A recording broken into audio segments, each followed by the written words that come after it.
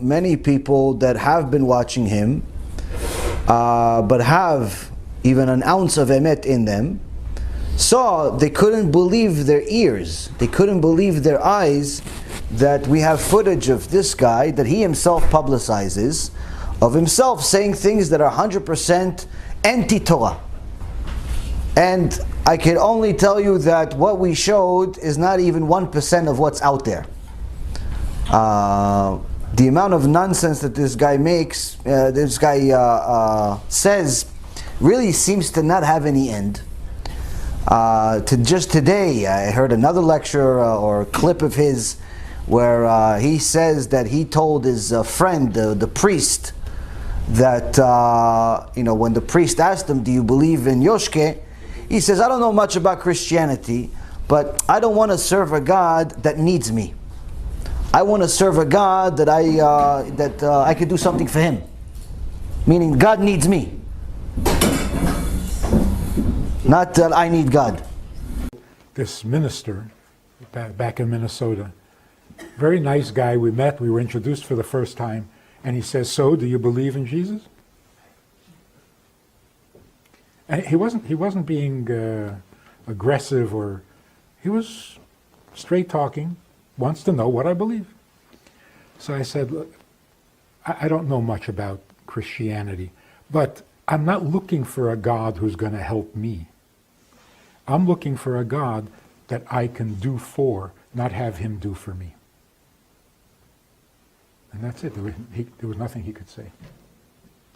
He started to cry. And he says, "I never thought of that." Are we here to get from God what we need, which He made us need? This doesn't make any sense at all. What is life all about? Fulfilling your needs. Did I ask for these needs? No. But you got to spend your whole life taking care of your needs. And if you don't, you go to hell? I mean, this is mind-boggling. No, God is the needy one, not us. This has two very important virtues. One is God becomes lovable, not distant and cold and invulnerable. And number two, what a relief. I'm not the needy one. That is such a burden off of our conscience. What's wrong with you? When are you going to be? How come you don't? Wait, you should. You better. No. I don't have to anything because I didn't create myself or the world. I'm here because He has a vast eternal need. And if I can do something for Him, my existence is justified. Otherwise, I got no problems. So that's the future of psychology. And he has, now if you think this is a one happenstance, he says that God needs us, nothings, creations, on countless lectures. It's his motto, that God needs us.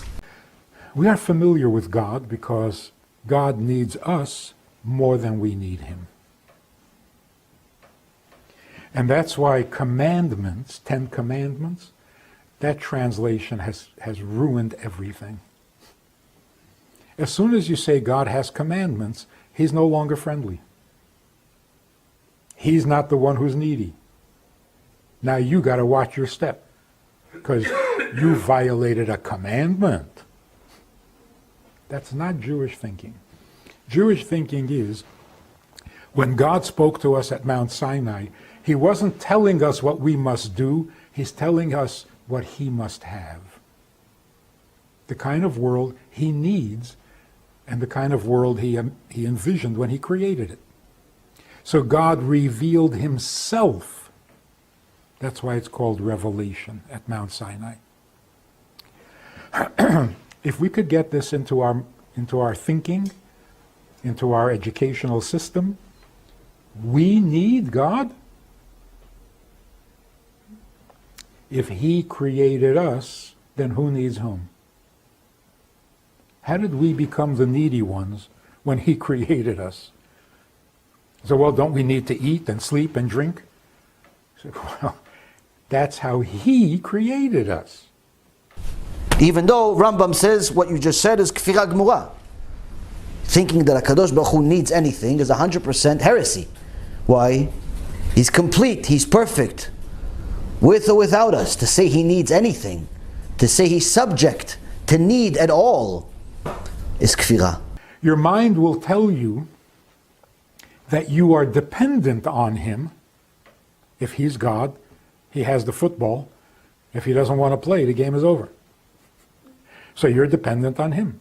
So you have to pray to him, you have to appease him, you have to fawn on him, compliment him, so that he'll be good to you. That's horrible. Unfortunately, Jewish exposure to that kind of thinking over the centuries, we absorb what the environment gives us. And it became part of Jewish thinking, which is very sad. Here's what Jewish thinking should be. We are not needy and dependent on God. God is the one who is needy, and he is dependent on us. That's faith. But this guy says it on a regular basis, and unfortunately the ignorants continue to nod and laugh and smirk and confused, but nonetheless they do it because he has a long beard.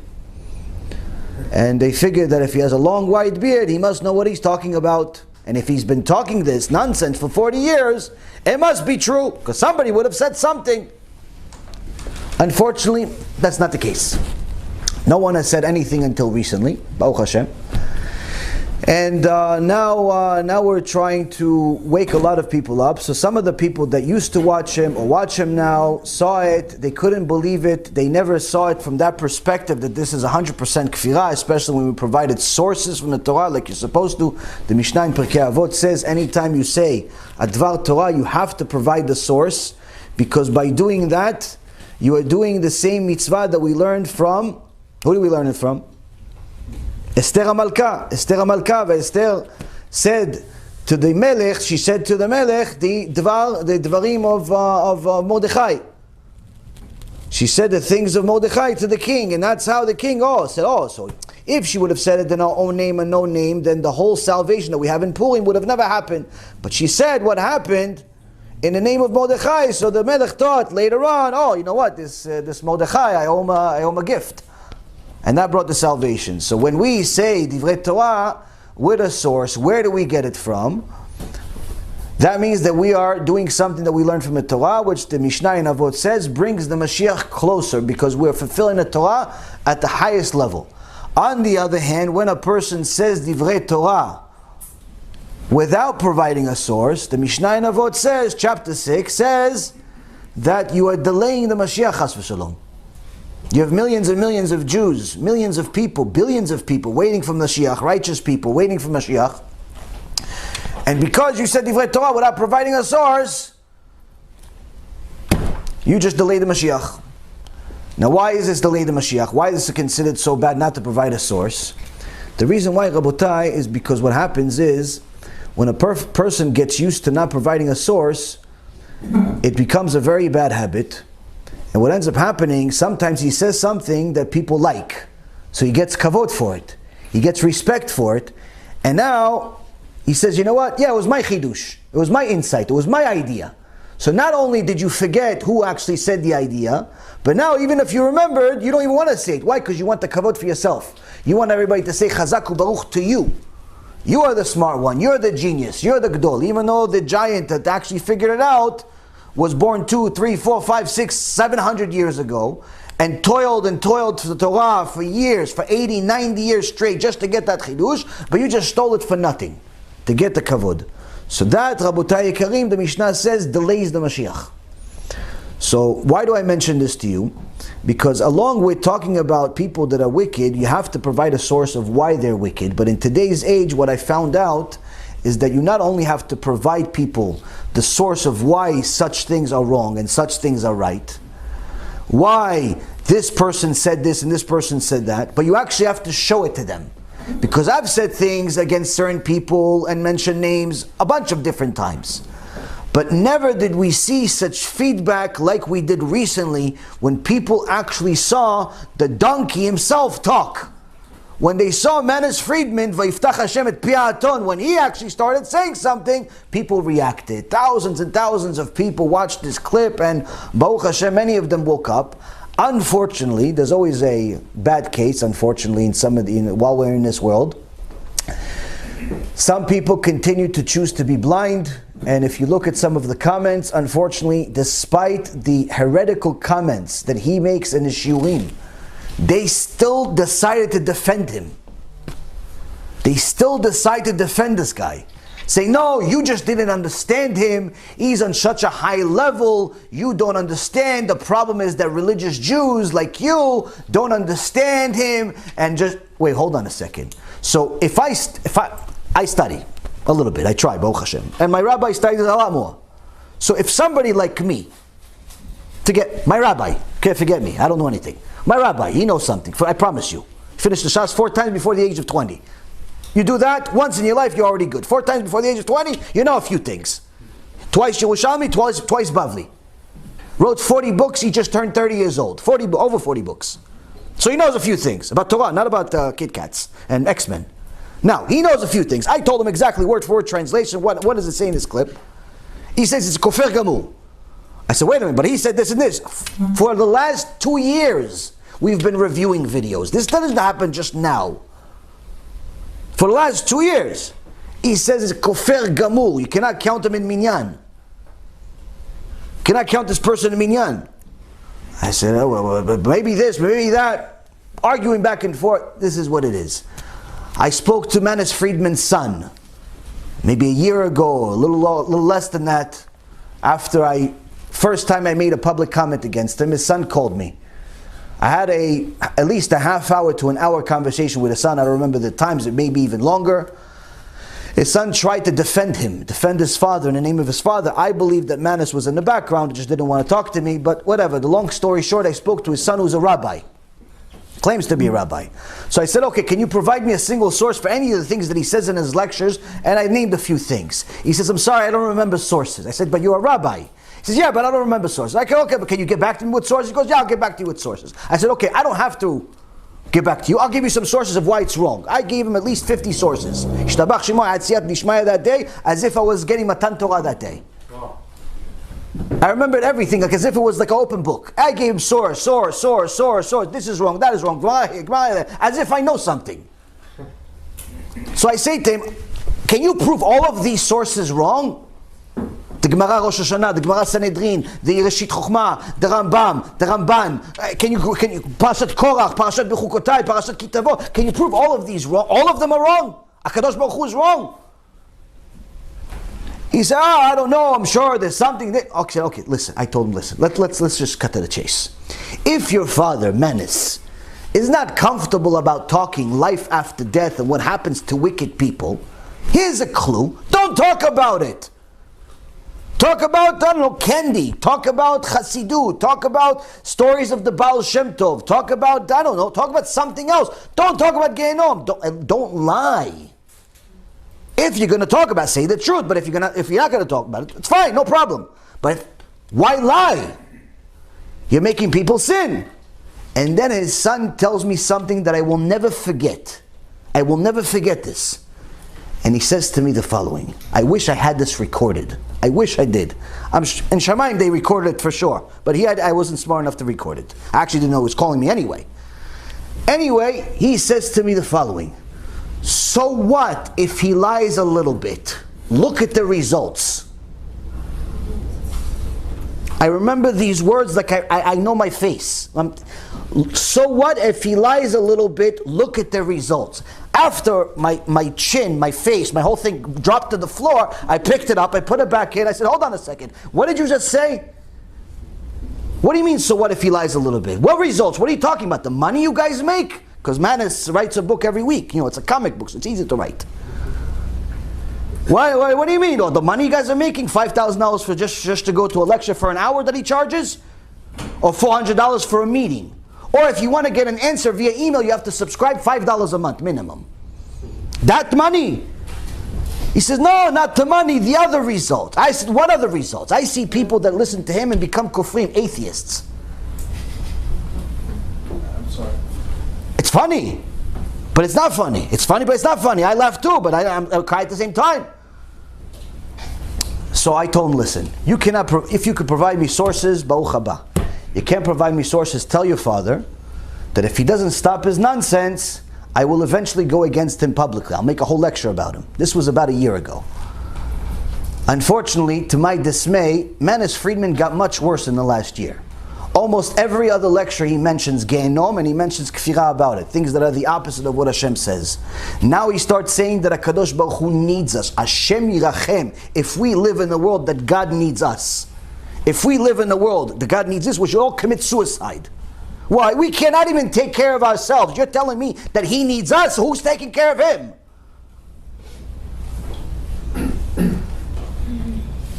What do you mean He needs us? That's what I'm saying. What does He mean He needs us? What does it mean He needs us? He says He created us, therefore He needs us. I didn't ask to be created, He says. To bring the Shekhinah? I didn't ask to be created. So all religion is trying to gain something from God. A blessing, pleasure, reward. Judaism is the exact opposite. What happened at Mount Sinai, when God took us out of Egypt and brought us to Mount Sinai, He didn't tell us how to get to heaven. In fact, heaven isn't even mentioned in the Torah, except at the beginning. In the beginning, God created heaven and earth, and then the rest of the Torah is about earth. Heaven is not mentioned again. So we're not trying to get to heaven. In fact, we don't want to get to heaven because you got to die to get there. Not a good deal. What we want is to bring God down to earth. That's what happened at Mount Sinai. God came down to the mountain to tell us what He needs, not what we need. He says that a man and a woman, why are they opposite? Why are they attracted to each other? Because originally they were born, Hashem created a man and woman together, which is the Gemara in Masechet Brachot says. And he says that the man and woman really separate, they're bad. So the reason why we're attracted is because it's not good that you're a man alone, and it's not good that you're a woman alone. If you are a woman, you should pay attention to this lady. If you are a woman, Manis Friedman is giving you a chidush. If you are a woman, you don't need the man. No. You need to understand something. In reality, if you're a woman, you have a need to be a man. And if you are a man, you have a need to be a woman. That's why you're attracted to each other. You need to be each other. You need to be, Rabbi, Goldenberg over there, he needs to be his wife, and his wife needs to be him. What? You need to be the other one. That's what makes you guys attracted to each other. You need to be the other one. Why? Because that's who you really are. You're the woman, she's the man, he's the woman, everybody's confused. Except Manis Friedman, he knows. Why are we attracted to the opposite? That, by the way, that is a big mystery in nature. It doesn't make sense. Men should be attracted to men and women should be attracted to women. That makes sense. Huh? What is this attraction to the opposite? What is that, like kind of a dafke? I don't want my own kind. I want dafke what is not the opposite. It's because it's not opposite. It's me. A complete human being is male and female. So a man's attraction to a woman is because he wants to be himself, not he wants something opposite to himself. A woman is attracted to a man because being a woman is not enough. A human being like the first human being, has to be both. Find me a place in the Torah, this I'll give you $1,000. Cash. I'll go borrow. Rabotai, how can people be defending such kfira? The answer, Be'ezrat Hashem, we'll get a little bit more today. But it's very, very important for us to know that this, unfortunately, has been going on for 40 years with Manis. It has been going on for 40 or 50 or 60 or 100 or a few hundred or a few thousand years. But Israel, we've always had people like this. He's not new. He's just a new face for the last 40 years. We've always had people like him that try to revolutionize the divine Torah that doesn't need to be revolutionized. Now, HaKadosh Baruch Hu feels bad for people because He loves us. And when we talk about Gan Eden and Gehenom, we're talking about people that know that they are Jews. Know that there's a Torah, know that Torah is divine. What if you just found out that you're a Jew now? Well, guess what? Starting now, your judgment becomes very different. Until now, your judgment was very, very different than what it's going to be from now on. Why? Because if you didn't know you were a Jew for the first 80 years of your life, and you just discovered you're a Jew now, the judgment that you're going to have for the first 80 years is obviously not going to be as critical as it's going to be for us here listening to Shiur Torah, knowing that we're Jewish. Now, to show HaKadosh Baruch Hu's mercy, I got a call, 2 calls, from a fantastic, wonderful woman, 79 years old. I got it today. I wanted to cry. To be honest, I cried a little. Don't tell anybody though. 79 years old, she just discovered she's a Jew. 79 years old. She just discovered she's a Jew. How did she discover she's a Jew? She heard from her mom years ago, 20 years ago, 25 years ago, that she is Jewish, but they weren't practicing. And her grandmother was also Jewish. But she says, if you're not practicing, like the Christians, you're not a practicing Christian, you're not a Christian. You're not a practicing Arab, you're not really a Muslim. They call you a kofir, they call you a lot of things. But then she heard in a shiur by Rabbi Tovia Singer Sheikhye, that if your mother and your grandmother are both Jewish, you're a Jew. And he said this derech agav, like as a side note. It wasn't like a whole lecture about who's a Jew, who's not. He just said a derech agav, like as a side note. HaKadosh Baruch Hu felt bad for this woman to live 80 years without a purpose. Ishtabach shimo la'ad. HaKadosh Baruch Hu says in Sefer Shmuel 2, in chapter 14, verse number 14. Lebilti idach mimenu idach. No one be banished from him. HaKadosh Baruch Hu is not going to let anyone in the world live a life without having a chance to do tshuva. He's not going to have anyone in the world live an entire life without having a chance to see the emet. Everyone gets a chance. Which means, this answers a huge question that people have. Wait a minute, it's not fair. I only discovered such and such when I was 30, when I was 40, when I was 50, when I was 60. Okay, you discovered it? Or what if I didn't, but did you discover it? Yes, okay, so why are you asking, what if you didn't? It's like asking, what if you didn't have grandparents? Then you wouldn't have you. What's the point? Don't ask philosophical questions like Manis. Tachlis, did you find out the truth? Yes, okay, so now act on the truth. If this wonderful lady in the middle of nowhere, Texas, can find out that she's a Jew at 79, you know what this means, Rabotai? That means that HaKadosh Baruch Hu told her you can do full tshuva even at the age 79. You can do tshuva, complete tshuva at 79 and finally give your life a purpose and go to Gan Eden with Moshe Rabbeinu. So that means, Rabotai, that none of us have an excuse. None of us. If this lady was crying to me on the phone, telling me, what do I do now? What does Hashem want from me now? What do I do? I said, don't worry, I'll send you some information, Bezrat Hashem will be in touch, and so on and so forth. I have no doubt in my mind that she's going to do tshuva, complete tshuva. The question is, are we going to do tshuva? Are we going to continue lying to ourselves by using Manis and the likes excuses of why we don't need to do tshuva, because everyone goes to Gan Eden according to Manis Friedman, no matter what. He says that because the exile has been so long, for 2,000 years, there's no Jew in the world that deserves punishment. Everybody goes to Gan Eden. After putting us in Golos for 2,000 years, after giving us a Yetzirah, after creating sins, He is going to punish us if we do a sin? That sounds like a monster. That's indecent.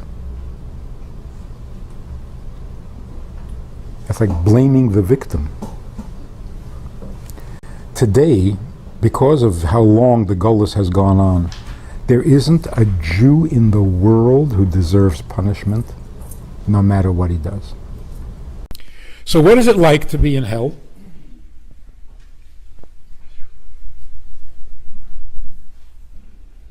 There is really a serious, proper definition or description of hell.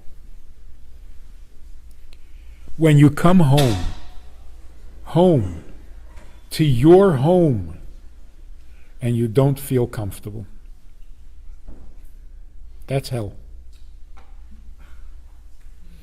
When you come to the place where you belong and you don't feel like you belong, that is horrible. The burning in hell is not a fire with little demons with pitchforks. The burning in hell is the embarrassment that a soul feels when it doesn't know how to be a soul anymore. Some souls go back to the world of souls as if they never left. Completely comfortable being a soul. That's heaven. But when you're uncomfortable being a soul, because your soul is so used to being in a body, not being comfortable as a soul among souls, that's hell. How long does it take to readjust? Maximum 12 months. After 12 months, you're in heaven. Where is the heads of Chabad? Tell me, I want to know. Where are the heads of Chabad that are supposed to, at this moment, now that this has become public, where are they with their cherem on such a person? Where are they? Where are the leaders of his own keilah? Where are the leaders of this community? Where are the leaders in New York? Where are the leaders in Los Angeles? And in all places around the world? Where are all of they?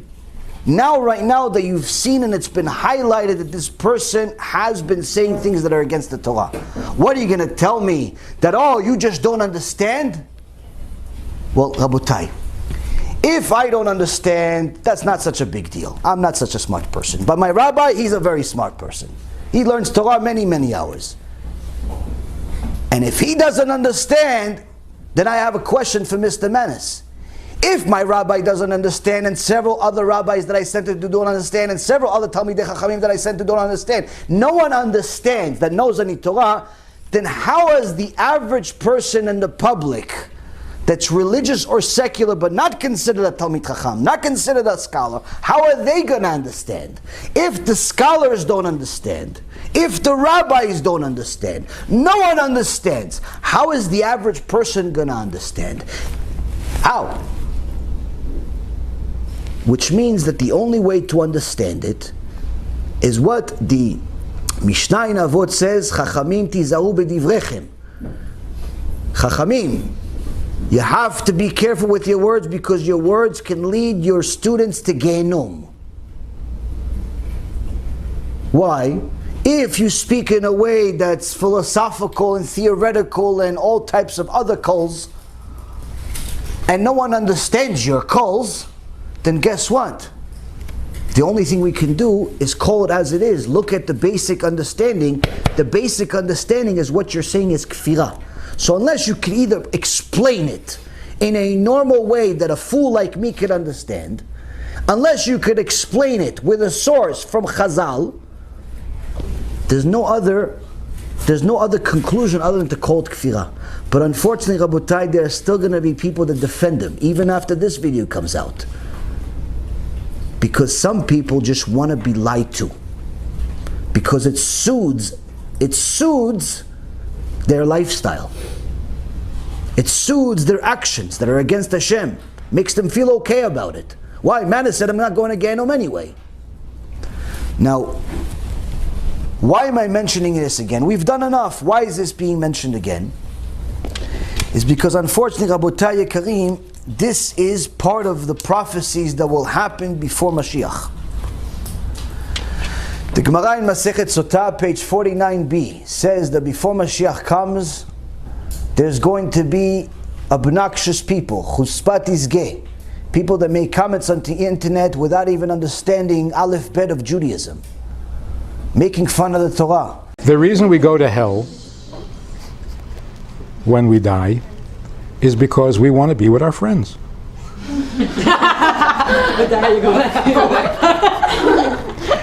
If you go to heaven, who are you going to talk to?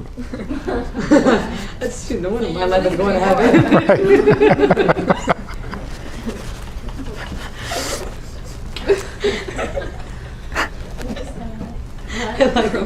You know, Christians are afraid of hell. Right.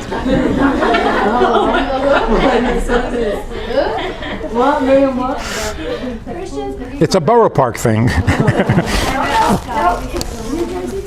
Yeah. So first of all, what is Gehenna? What is it? Oh, what it is, you burn like a barbecue. You roast on a fire on the... What are we talking about here? On the neshama? Your neshama goes to hell and burns? How do you burn on the neshama? Your neshama is fine. That's right. How do you burn it?